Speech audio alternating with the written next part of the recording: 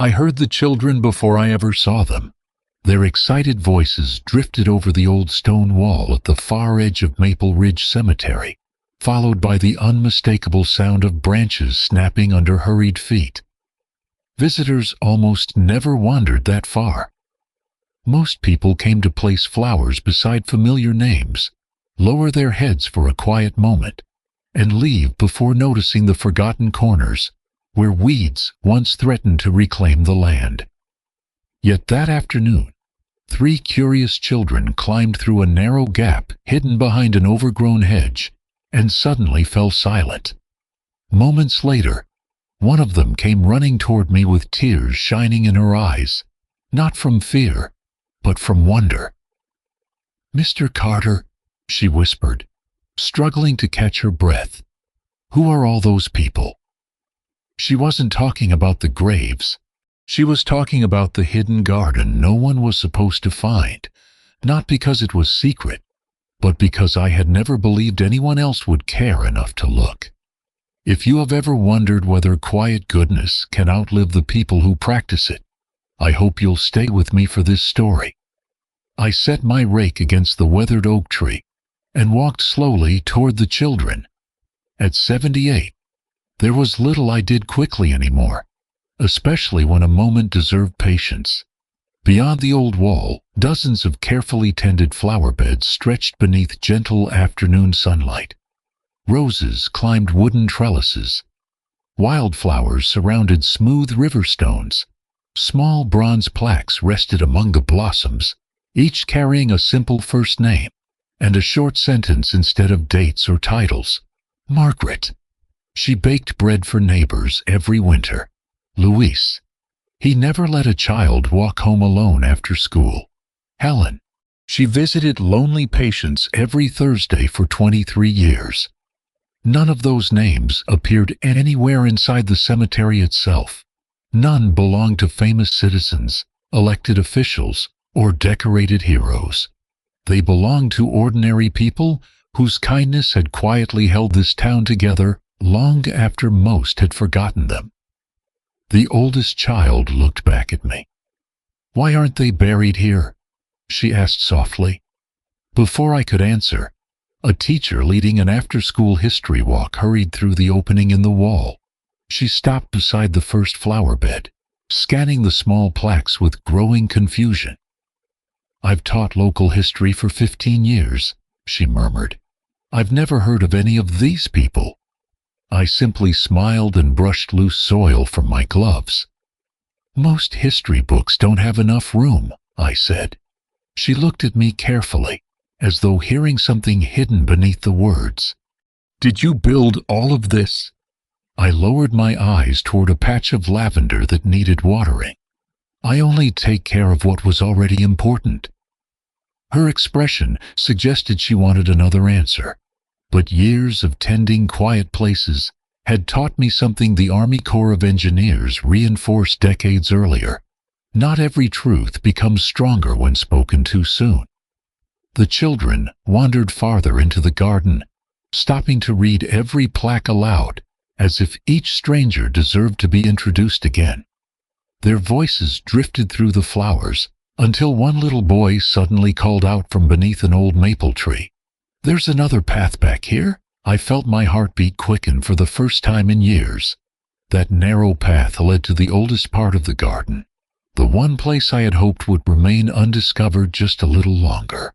The narrow path curved gently beneath towering maple branches before opening into a quiet clearing. No visitor had entered in decades. The children stopped again, not because they were frightened, but because they sensed they had wandered into a place that asked for gentle voices. At its center stood a weathered wooden bench, surrounded by white lilies and climbing ivy. Behind it rose a simple stone arch, without a single name carved into its face. Instead, one sentence had been carefully engraved across the top: "No kindness is ever truly forgotten." The little boy who had found the trail ran his fingers across the cool stone. "Who is buried here?" he asked. "No one," I answered. "This place was never meant for the dead. It was built for the living, who forgot to thank them. The teacher, Emily Dawson, looked around more slowly now. She was no longer studying flowers. She was studying intention. Every plant seemed chosen with care. Every pathway had been swept that very morning. Fresh watering cans rested beside newly planted seedlings. Nothing suggested neglect. Everything suggested devotion. Someone spends hours here every week, she observed quietly. I shrugged with the practiced simplicity that had become part of my life. Groundskeepers spend a lot of time where people aren't looking. She smiled politely, though I could tell she wasn't satisfied. Before becoming the cemetery's caretaker, I had spent 26 years with the United States Army Corps of Engineers, restoring bridges, maintaining public land, and repairing structures most people only noticed after they failed. Those years taught me something that never left. The strongest foundations usually remained invisible. Perhaps communities worked the same way. As the children wandered through the garden, they began reading the plaques aloud to one another. Each short inscription felt less like a memorial than a conversation continued. Mrs. Evelyn Parker, one girl read, she knitted blankets for premature babies every winter. Another child found a different plaque. Walter Green. He shoveled snow from his neighbors' driveways before sunrise until he was 83. Emily removed a small notebook from her shoulder bag. These people aren't listed in any of our local historical records, she murmured. Some probably never received a community award. I nodded. Most didn't expect one. The breeze carried the scent of lavender across the clearing. Just as an elderly visitor slowly approached the hidden entrance, Mrs. Eleanor Finch visited the cemetery every Tuesday with fresh daisies for her late husband. She paused the instant she saw the children gathered inside the garden. Tears welled quietly in her eyes. I wondered if someone would eventually find this place, she whispered. Emily turned toward her immediately. You've been here before? Mrs. Finch smiled softly before kneeling beside one modest flower bed. She gently brushed away a fallen leaf from a bronze plaque bearing the name Thomas Avery. He delivered groceries to my husband every week after the stroke, she said. He never accepted a penny for the extra trips. Emily looked up at me. You knew him. Everyone in this garden helped somebody, I answered carefully. I simply remembered what they chose not to mention. Emily closed her notebook without writing another word. For the first time, she wasn't gathering facts. She was questioning an assumption. Maybe this hidden garden wasn't a private hobby after all. Maybe someone had quietly been preserving an entire chapter of Maple Ridge's history that everyone else had allowed to disappear. As the afternoon shadows lengthened, one of the youngest children wandered toward an old iron gate tucked behind climbing roses. Unlike every other path, this gate was secured with a small brass lock polished from years of careful use. Hanging beside it was an old wooden key tag with no writing at all. The child looked back at me with innocent curiosity. What's behind this one? The little boy reached for the polished brass lock before I gently rested my hand on the iron gate. Not yet, I said, with a smile that carried more apology than refusal. He nodded without protest, though curiosity lingered in his eyes. Children often accepted patience more gracefully than adults. Emily noticed the hesitation immediately. Is something dangerous back there? She asked. I shook my head. No, just something that deserves to be understood before it's seen. She studied my face for several seconds. Reporters usually searched for hidden scandals or forgotten documents. Emily seemed to be searching for a reason. That difference made me trust her a little more than I expected. During the following week, the hidden garden quietly transformed from an accidental discovery into the town's most whispered mystery. Visitors who had spent years walking past the cemetery gates now wandered inside, carrying flowers, notebooks, and questions. None of them crossed beyond the old wall without asking permission first. Somehow, the children had already taught the adults the respect the place required. Emily returned every afternoon after school dismissed, never with a photographer or television crew, only with a worn notebook and a willingness to listen. She rarely asked about me anymore. Instead, she asked about the names on the plaques. Mrs. Eleanor Finch introduced her to families who still remembered forgotten neighbors. A retired mail carrier recalled a widow who secretly paid heating bills for struggling households every winter. A barber described a quiet customer who spent every Thanksgiving delivering meals before eating his own dinner. Story after story emerged, each remarkably ordinary on its own, yet together they revealed something extraordinary.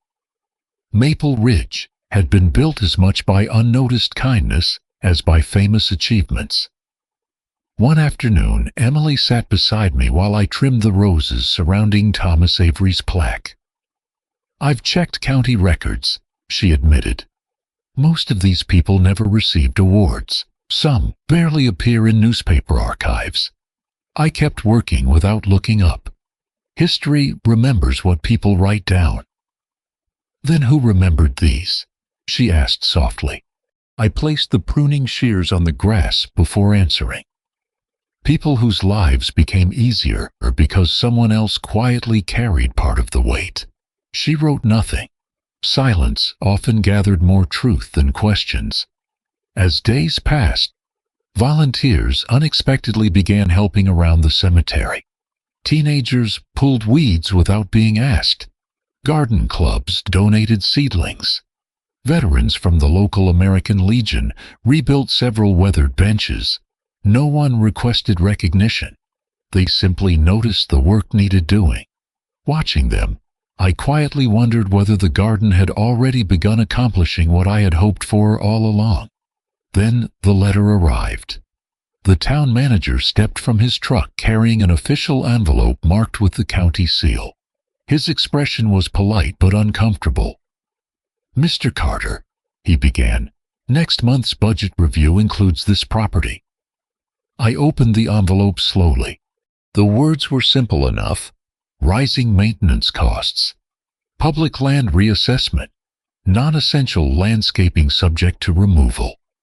The hidden garden had been identified as an unauthorized maintenance expense. Emily read over my shoulder, her face tightening with concern. "They think this is just decorative landscaping?" she whispered. I folded the notice carefully and slipped it into my jacket pocket. "They can't protect something they don't yet understand." She looked toward the locked iron gate once more. "Maybe what's behind it would help them understand." For the first time since the children found the garden, I realized she might be right. I reached into my pocket and quietly wrapped my fingers around the small brass key. The following morning, Emily arrived before sunrise carrying 2 cups of coffee instead of her notebook. She found me standing beside the locked iron gate with the small brass key resting quietly in my palm. For nearly 20 years, I had opened that gate only once each spring, always alone, always before the town awoke. I turned the key slowly until the old lock released with a soft metallic click that sounded almost relieved. "Whatever is behind this gate," Emily whispered, "I'm ready to understand it." We stepped through together. The narrow path descended beneath towering dogwood trees before opening into a second garden far smaller than the first. There were no flowers arranged in neat rows, and no bronze plaques beside carefully tended plants. Instead, dozens of young oak, maple, and cedar saplings stretched toward the morning light. At the base of each tree rested a simple wooden marker, burned with only a first name and a single handwritten sentence: Anna. She welcomed every foster child as family. "David," He repaired wheelchairs after work without accepting payment. Rosa. She translated hospital visits for strangers who had no one else. Emily slowly lowered herself onto a nearby bench, overwhelmed not by grandeur, but by quiet consistency. "These aren't memorials," she said. "They're promises still growing." I smiled gently. "Trees keep serving long after the hands that planted them are gone." She walked from one sapling to another, reading every marker aloud. "Why separate this place from the rest of the garden?" she finally asked. I looked toward the youngest oak, planted only 6 months earlier. Because these stories were never finished. Everyone here changed lives that continued long after they were gone. Trees seemed more honest than stone. The realization settled over her like the morning sunlight filtering through the branches. The hidden garden wasn't preserving deaths. It was preserving ongoing kindness. Every tree represented lives that continued through other people rather than monuments. Before retiring to Maple Ridge Cemetery, I had spent decades designing structures meant to survive storms, floods, and time itself. Yet none of those bridges had taught me as much about endurance as watching one anonymous act of compassion quietly become another. Emily closed her eyes for a moment before asking the question she had avoided since we met. "Why did you begin all of this?" I rested one hand against the rough bark of the tallest maple. "When I left the Army Corps, people thanked me for the bridges I helped build." My voice softened. But I realized the strongest things holding this town together had never been made of steel or concrete. She waited without interrupting. A widow who cooked for grieving families, a crossing guard who remembered every child's birthday, a mechanic who secretly repaired single mothers' cars. None of them expected history to remember them. I looked across the growing grove. Someone should. Emily wiped a quiet tear from her cheek. At that very moment, footsteps echoed from beyond the gate. The town manager had returned, this time accompanied by 2 county officials carrying survey maps and budget folders. Their visit had come a week earlier than expected. The oldest official studied the grove with polite confusion before opening a clipboard. "Mr. Carter," he said, "according to county records, this section isn't authorized for public maintenance." I slipped the brass key back into my pocket. "No," I answered calmly. "It's authorized by gratitude." The official glanced toward the rows of young trees without understanding their meaning. Emily looked from the grove to the unopened budget folder in his hands, and I could almost see the moment her purpose changed. She was no longer here to write about a hidden garden. She was here to keep it from disappearing. The county officials scheduled the public budget hearing for the following Thursday, leaving only 6 days before the hidden garden could be reclassified as unnecessary landscaping. On paper, the decision seemed practical. The cemetery's operating costs had increased every year, while tax revenue had fallen. Every department had been asked to reduce expenses. The hidden garden, unknown to almost everyone until a week earlier, appeared to be an easy place to save money.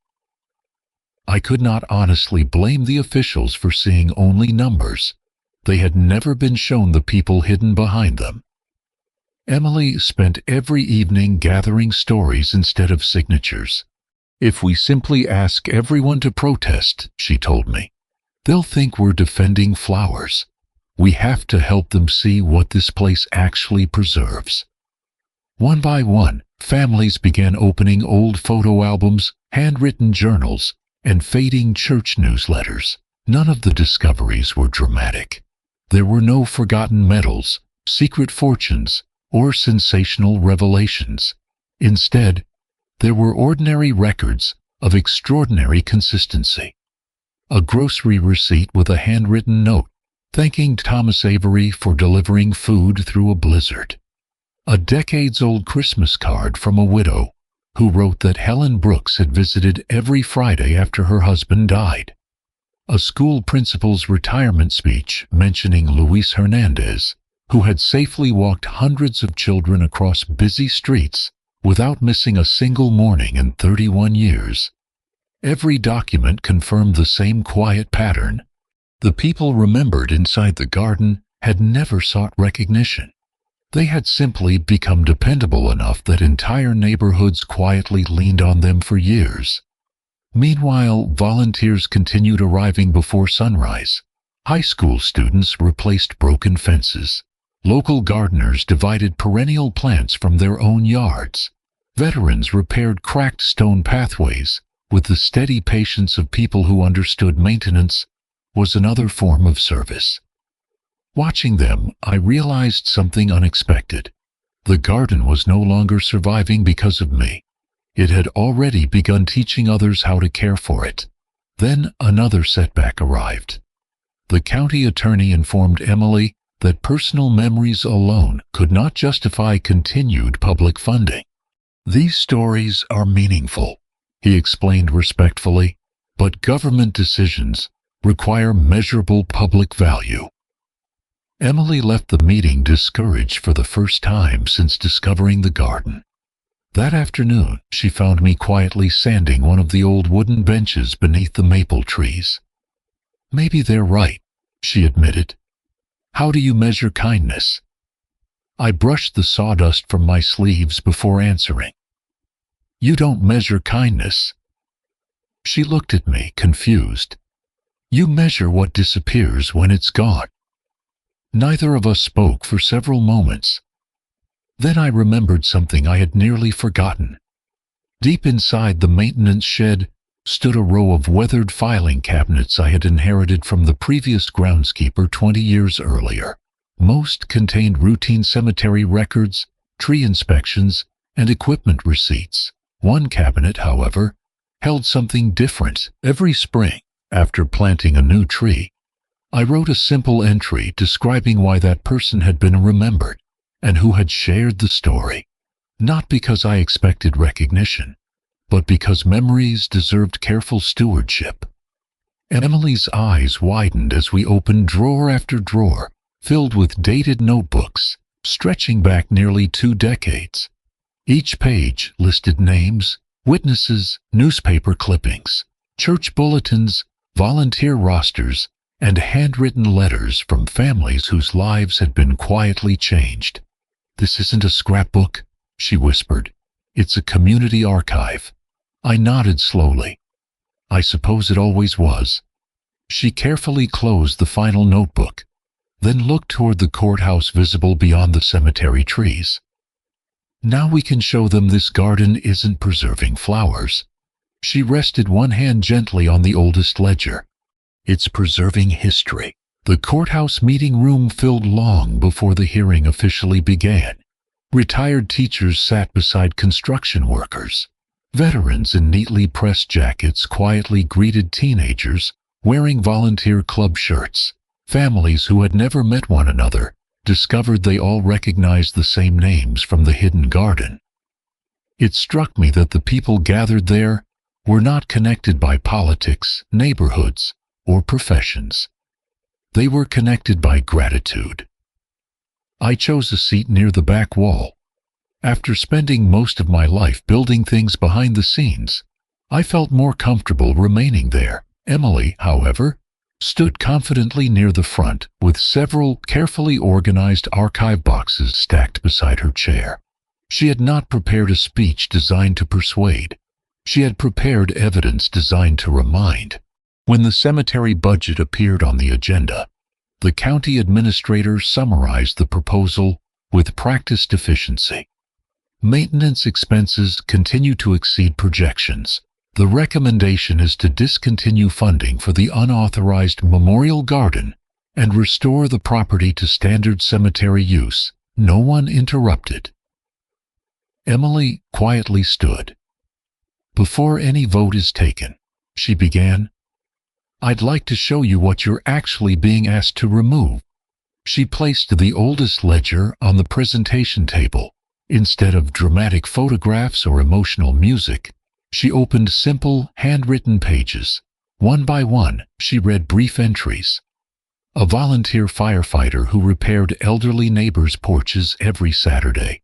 A retired nurse who visited terminal patients with no remaining family. A mechanic who quietly purchased winter tires for struggling parents after dangerous snowstorms. Every story lasted less than a minute. None sounded extraordinary alone. Together, they became impossible to ignore. She then invited several residents to speak. Mrs. Eleanor Finch described how weekly grocery deliveries allowed her husband to remain at home during his final illness. The former elementary principal explained that hundreds of children had crossed busy streets safely because one quiet crossing guard never missed a single morning. A young mother described discovering that the anonymous donor who paid for her son's school lunches years earlier now had a tree growing inside the hidden grove. No applause followed, only silence, the respectful kind. One county commissioner finally leaned forward. "Mr. Carter," he said, looking toward the back of the room, "would you please come forward?"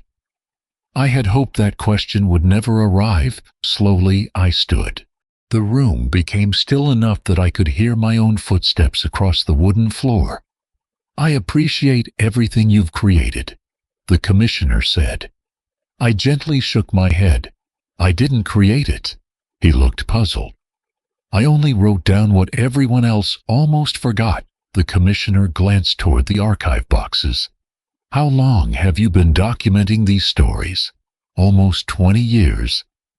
"And you've done this without county funding?" "Yes." "Without requesting recognition?" "Yes." He paused before asking one final question. "Why?" I looked around the room, at the veterans, at the teachers, at the teenagers, at families quietly holding old photographs. Then I answered as honestly as I could. When I served with the Army Corps of Engineers, we inspected bridges every year. Several veterans nodded. People noticed bridges only when they failed. I let the comparison settle. Communities are built the same way. I looked toward Emily. The strongest supports are usually invisible. The people who check on lonely neighbors, the ones who deliver meals, the volunteers who quietly stay after everyone else goes home. If nobody remembers them, I smiled gently. Eventually we stop becoming them. The room remained completely silent, not because anyone had run out of words, because every person present was remembering someone. The commissioner slowly closed the budget folder. "I think," he said quietly, "this discussion has become much larger than landscaping." Another commissioner nodded. "I'd like to postpone today's vote." A third spoke before anyone else could respond. "I'd like to visit the garden myself." The motion passed unanimously. It wasn't a victory. Not yet. The funding had not been approved. The garden had not been protected. But for the first time, the county was no longer deciding whether flowers deserved maintenance. They were deciding whether gratitude deserved preservation. As everyone quietly gathered their belongings, the oldest commissioner approached me privately. "There was one thing in your archive I couldn't stop thinking about," he said. "The very first notebook." He looked directly into my eyes. "You never explained who inspired the very first tree." I felt my hand instinctively tighten around the small brass key still resting in my pocket. That story was the only one I had never written down. The commission postponed its final vote for 2 weeks, giving every official time to visit the hidden garden before making a decision. Emily insisted that no organized campaign be held during those days. "If this place needs advertising to prove its value," she said, "then we've misunderstood what it exists for." Instead, she quietly invited the commissioners to walk the paths alone. One by one, they came. Some arrived early in the morning before work. Others came after sunset. None requested a tour. The garden itself seemed to do the speaking. Meanwhile, word spread far beyond Maple Ridge. Former residents returned to town carrying stories they had never expected to tell publicly. Grandchildren arrived with faded letters discovered inside attic boxes. Elderly couples quietly searched the bronze plaques before stopping with surprised smiles as familiar names appeared among the flowers. One Saturday afternoon, a young father approached me holding the hand of his daughter. "I've been looking for someone named Walter Green," he said. I pointed toward a row of blue hydrangeas. When he reached the plaque, his eyes immediately filled with tears. "My mother used to tell me about him," he whispered. "He shoveled our driveway every winter. We never knew who did it." He knelt so his daughter could read the inscription herself. She slowly sounded out every word before looking up. "Daddy." "Was he family?" The young man smiled through tears. "No. He chose to act like family." The little girl quietly placed a wild daisy beside the plaque without anyone asking her to. Watching her, I understood something beautiful. Children rarely struggle to recognize kindness. Adults simply forget how to notice it. 3 days later, the county commissioners returned together. This time they brought no survey equipment, no measuring wheels, no budget maps. Instead, each carried a small notebook. They spent nearly 2 hours walking silently through both gardens before finally reaching the grove beyond the locked gate. The oldest commissioner stopped beneath the tallest maple. "I've been thinking about your answer," he said. "If nobody remembers them, eventually we stop becoming them." He looked toward the youngest trees. "I don't believe the place preserves the past. It teaches the future." For several moments, no one spoke. Then Emily gently asked the question everyone had quietly avoided. "What about the first tree?" Every face turned toward me. For 20 years, I had carefully documented everyone else's stories. Only one remained unwritten. I slowly walked toward the oldest oak standing at the center of the grove. Unlike every other marker, its wooden plaque contained no name. Only one sentence: "Someone remembered me first." I rested my hand against the weathered trunk. "When I came home from my final Army Corps assignment," I began quietly, "I wasn't doing very well. I had lost several close friends over the years. Retirement left me feeling unnecessary. I stopped attending church. I stopped answering invitations. I convinced myself no one would notice if I disappeared." The breeze moved gently through the branches. Every Thursday morning, without fail, someone left fresh bread on my porch. I never saw who it was. No note, no signature. Just warm bread. It continued for almost 18 months. Emily's voice barely rose above a whisper. "Did you ever discover who it was?" I smiled softly. "No. I tried. I woke before sunrise. I watched through the curtains. I even asked neighbors. No one ever admitted knowing. I looked around the grove. One morning the bread stopped. Later that week, I learned an elderly woman on the far side of town had quietly passed away. Several neighbors mentioned she had a habit of leaving food for people who lived alone. They weren't certain. They never proved it. I never found out her name. The commissioners remained perfectly still. "So, the first tree," Emily said, "belongs to someone anonymous." I nodded. Everything here exists because one person chose kindness without expecting to be known. I realized if I never learned her name, I could spend the rest of my life making sure other names weren't lost. The oldest commissioner slowly removed his reading glasses. "I think," he said, his voice unsteady, "she would have been very proud." Late that afternoon, after everyone had gone home, I returned alone to the first tree. Resting against its trunk was a freshly baked loaf of bread. wrapped inside a simple white towel. No note, no signature, only warmth. For the first time in 20 years, someone else had remembered. The county commission returned to Maple Ridge Cemetery on a bright Saturday morning, exactly 2 weeks after postponing its vote. This time there were no television cameras, no campaign signs, and no speech prepared in advance. The only audience consisted of families, volunteers, veterans, teachers, and children quietly gathered among the flower beds they had come to love. It felt less like a government meeting and more like neighbors meeting in a place that had slowly reminded them who they were. The chairman stepped forward, holding a single folder. "I have served on this commission for 18 years, he began. "I've approved bridges, parks, libraries, roads, and public buildings." He paused, looking toward the grove beyond the iron gate. "I've never voted on something quite like this." He opened the folder. By unanimous decision, the hidden garden and the grove of quiet gratitude will become permanent community heritage property. A gentle wave of emotion moved through the crowd. Not cheering, not celebration, relief. The chairman continued. "The county will preserve the gardens. The archives will be cataloged through the public library. Local schools will include the stories as part of Maple Ridge community history.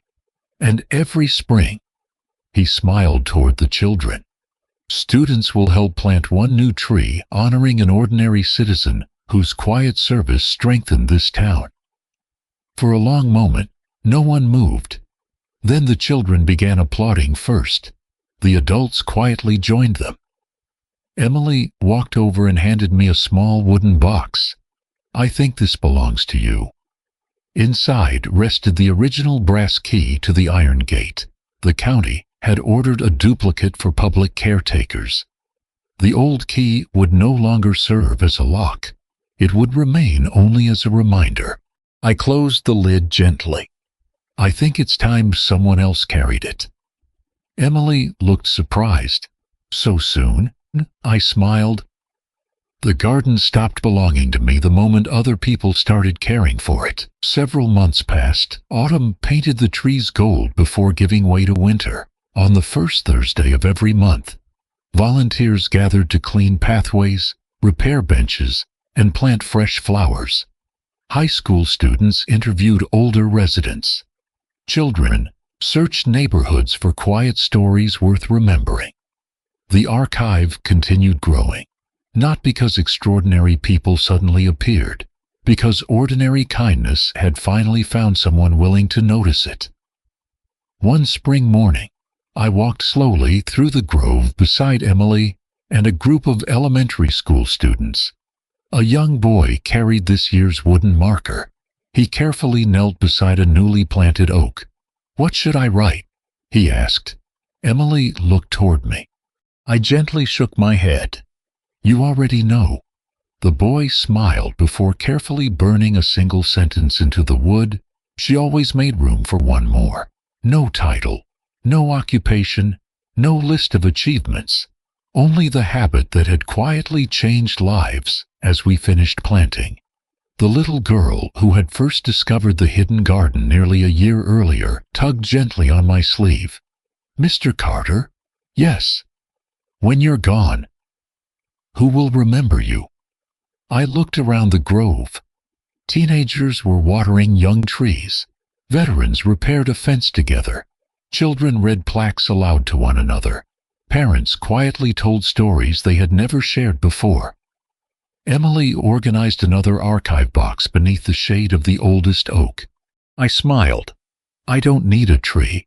The little girl frowned. "Why not?" "Because every one of these trees already answers that question." She thought about my words for a long moment before slipping her small hand into mine. As we walked back towards the garden entrance, the loaf of bread still appeared every spring.